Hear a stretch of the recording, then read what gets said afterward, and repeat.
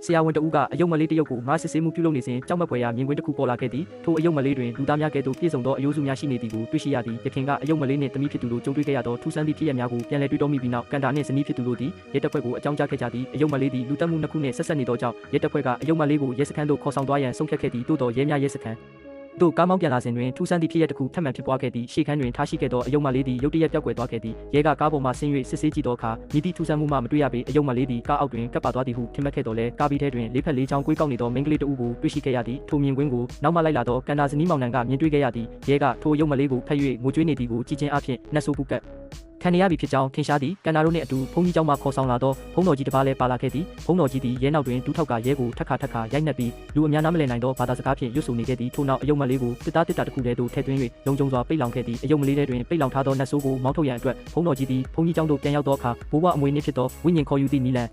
်ဖြစ်နတ်ဆိုး၏ခန္ဓာကိုယ်ကိုမြုပ်နှံထားသောတင်ချိုင်းကိုရှာဖွေရန်ပြင်ဆင်ခဲ့သည်ကရိယာပေါ်ရှိဆွဲသည့်တုံခါနေပြီးမကြာမီတွင်မြေပုံပေါ်ရှိနေရာတစ်ခုတွင်ရပ်တန့်သွားခဲ့သည်သို့သောဆွဲသည့်ရပ်တန့်သွားသည်နှင့်တပြိုင်နက်ဘုန်းကြီးကျောင်းတစ်ခုလုံးသည်ငလင်းလုတ်တကဲ့သို့တုံခါလာခဲ့သည်ထို့နောက်အခန်းတွင်၌မှောက်မိုက်သွားခဲ့သည်ဘုန်းတော်ကြီးကဇနီးမောင်နှံနှစ်ဦးကိုမကြောက်ရန်ပြောကြားပြီးနောက်ယာမီကိုကင်မရာမှဖလက်ရှ်မီကိုအသုံးပြု၍နတ်ဆိုး၏နေရာကိုရှာဖွေခိုင်းခဲ့သည်ကန်တာကနတ်ဆိုး၏နေရာကိုတေချာသိရှိပြီးနောက်ချက်ချင်းပင်နတ်ဆိုးကိုအိတ်ထဲသို့ထည့်သွင်းခဲ့သည်နတ်ဆိုးကိုခဏတာထိန်းချုပ်နိုင်ခဲ့တော်လဲဘုန်းတော်ကြီး၏ညာဘက်ခြေထောက်သည်မှောက်မိုက်ထဲတွင်ဒဏ်ရာရရှိခဲ့သောကြောင့်နတ်ဆိုးကိုဖြည့်ရှင်းရန်ခဏတာမကူညီနိုင်တော့ပေကန်တာတို့ဇနီးမောင်နှံသည်ဘုန်းတော်ကြီးထံမှမော်ပညာကိုတင်ယူပြီးနောက်မြေပုံပေါ်တွင်ပြသထားသောပင်လယ်ရချာကျွန်းငယ်လေးသို့တွားရောက်ခဲ့ကြသည်သို့သောထိုကျွန်းငယ်လေးပေါ်တွင်တင်းကြိုက်တစ်ခုမှမတွေ့ရပေထို့နောက်ကန်တာသည်ဘုန်းတော်ကြီးပေးသောကရိယာကိုကိုင်ဆောင်၍တောင်ပေါ်တွင်တင်းကြိုင်း၏နေရာကိုရှာဖွေခဲ့ပြီးယာမီကဘာသာရေးထုံးတမ်းစင်လာများပြုလုပ်ရန်ပြင်ဆင်ခဲ့သည်မကြာမီတွင်ကရိယာမှအချက်ပေးတံထွက်ပေါ်လာခဲ့သည်ညနေဆောင်လာသည်နှင့်အမျှရင်းတို့နှစ်ဦးသည်ပေါက်ပြားများကိုကိုင်ဆောင်၍တူးဖော်ခဲ့ကြပြီးအောက်တွင်တင်းကြိုင်းတစ်ခုကိုတကယ်တူးဖော်တွေ့ရှိခဲ့ကြသည်ဘုန်းတော်ကြီး၏ညွှန်ကြားချက်အရရင်းတို့သည်အမွှေးတိုင်တိုင်းကိုချက်ချင်းမိရှုပြီးနောက်နတ်ဆိုးပါဝင်သောငွေရီခွန်အိတ်ကိုတင်းကြိုင်းတွင်သို့ပစ်ချခဲ့သည်သို့သောကံမကောင်းစွာဖြင့်တမိဖြစ်သူမာကို၏ဓာတ်ပုံပါအတူတူပြုတ်ကျသွားခဲ့သည်ယာမီကထိုမြင်ကွင်းကိုမြင်တွေ့ပြီးနောက်ဓာတ်ပုံကိုပြန်ကောက်ရန်တင်းကြိုင်းတွင်သို့ချက်ချင်းခုန်ဆင်းခဲ့သည်သို့သောထိုအချိန်တွင်ထူးဆန်းသည့်ဖြစ်ရပ်တစ်ခုဖြစ်ပွားခဲ့သည်အိတ်အပြင်ဘက်ရှိအဆောင်လက်ဖွဲ့သည်ရုတ်တရက်မီးလောင်ကျွမ်းသွားခဲ့သည်ထို့နောက်အိတ်ထဲမှမိန်းကလေးတဦး၏လက်တစ်ဖက်ထွက်ပေါ်လာခဲ့သည်ယာမီသည်ကြောက်လန့်တကြားဖြင့်လက်ချေများပျောက်ကွယ်သွားခဲ့ပြီးအလိုလျောက်အသိစိတ်ဖြင့်အပေါက်ဝါသို့တွားတက်ခဲ့သည်ခြေထောက်နှစ်ဖက်ကိုထိုလက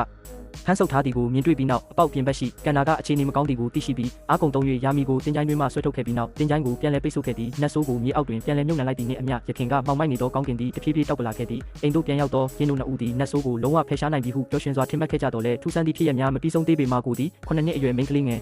တဦးသာဖြစ်တော်လဲပွေ့ချီလိုက်သောအခါမာကိုသည်ကျိုးတစ်ချောင်းကဲ့သို့ယာမီ၏လေပင်ကိုတဖြည်းဖြည်းတင်းကျပ်လာခဲ့သည်ယာမီသည်ချက်ချင်းပင်တစ်ခုခုမှားယွင်းနေသည်ကိုသတိပြုမိခဲ့သည်သူမသည်ဘေးနားရှိမှန်ကိုယူ၍ကြည့်လိုက်သောအခါသူမကိုပွေ့ချီထားသူမှာထိုနတ်ဆိုးဖြစ်နေသည်ကိုတွေ့ရှိခဲ့ရသည်တစ်ဖက်ရှိကန်တာလဲတစ်ခုခုထူးဆန်းနေသည်ကိုသတိပြုမိခဲ့သည်အိမ်ရှိအဝတ်လျှော်ဆက်သည်ယခင်ကသမီးကြီးကိုတေးစေခဲ့သောကြောင့်မော်ဒယ်အသစ်ဖြင့်အစားထိုးထားခဲ့တော်လဲယခုအခါတွင်ယခင်မော်ဒယ်ဟောင်းကိုသာတွေ့ရှိရသည်သူသည်ဘာဖြစ်သည်ကိုလေ့လာရန်ကြံရွယ်နေစဉ်မာကိုသည်အဝတ်လျှော်ဆက်ထဲတွင်ရုတ်တရက်ပေါ်လာခဲ့သည်ကန်တာကဖွင့်ရန်ကြိုးစားတော်လဲဖွင့်မရခဲ့ပေအမှန်တကယ်တွင်ကန်တာတို့ဇနီးမောင်နှံသည်ထိုကျွန်းငယ်လေးမှမထွက်ခွာခဲ့ကြဘဲနတ်ဆိုး၏အမြင်မှားယွင်းမှုထဲတွင်ပိတ်မိနေခဲ့ကြခြင်းဖြစ်သည်ကန်တာကအဝတ်လျှော်ဆက်ကိုရိုက်ချိုးပြီးမာကိုထုတ်ယူခဲ့သည်သို့သောထူးဆန်းသည်မှာထိုအချိန်တွင်ရှေ့တွင်ရက်နေသောမိန်းကလေးသည်တမိကြီးဟွာစီဖြစ်နေခဲ့သည်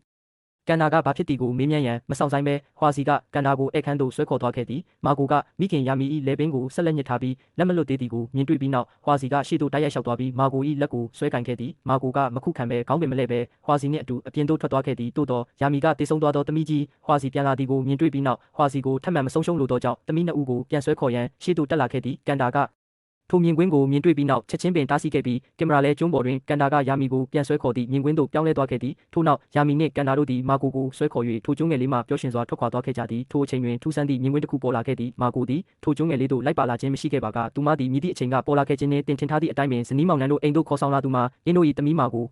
မဟုတ်ပဲလူသားပုံစံပြောင်းလဲသွားသောနတ်ဆိုးဖြစ်သည်သို့သောရင်းတို့နှစ်ဦးသည်ထိုပြဿနာကိုသတိမပြုမိခဲ့ကြသည်မှာထင်ရှားသည်နှစ်လကြာပြီးနောက်ကျမ်းမာရေးပြန်လည်ကောင်းမွန်လာသောဘုန်းတော်ကြီးသည်ကန်တာ၏မိခင်နှင့်အတူကန်တာ၏အိမ်သို့ရောက်ရှိလာခဲ့သည်ထိုအချိန်တွင်အိမ်တွင်မည်သူမျှမရှိတော့လဲစပွဲပေါ်ရှိပကံခွက်ရောက်များကကန်တာတို့မနက်စာစားသုံးခဲ့ကြကြောင်းပြောပြနေသည်ကန်တာနှင့်ယာမီတို့၏ဗလာဖြစ်နေသောပကံခွက်ရောက်များနှင့်နှိုင်းယှဉ်လျင်မာကို၏မနက်စာသည်လုံးဝမထိတွေ့ရသေးပေထို့ချ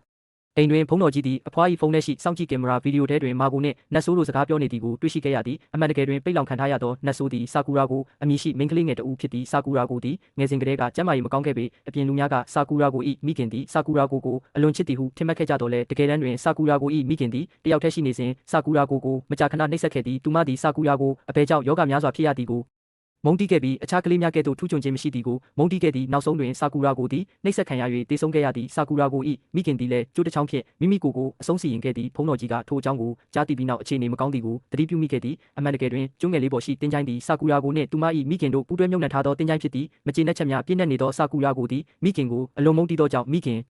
ဘေးသို့ပြန်မသွားလိုခဲ့တော့လဲထိုအချိန်တွင်အမှန်တရားကိုသိရှိရသည်မှာနောက်ကျနေပြီဖြစ်သည်ဘုန်းတော်ကြီး၏မှားယွင်းသောလှုပ်ဆောင်မှုကြောင့်ကန်တာနှင့်ယာမီတို့သည်ဆာကူရာကို၏အမြင်မှားယွင်းမှုထဲသို့လုံးဝရောက်ရှိသွားခဲ့ကြပြီးယင်းတို့၏တကယ့်သမီးမာကိုသည်ထိုအချိန်တွင်ကားထဲတွင်ပိတ်လောင်ခံနေခဲ့ရသည်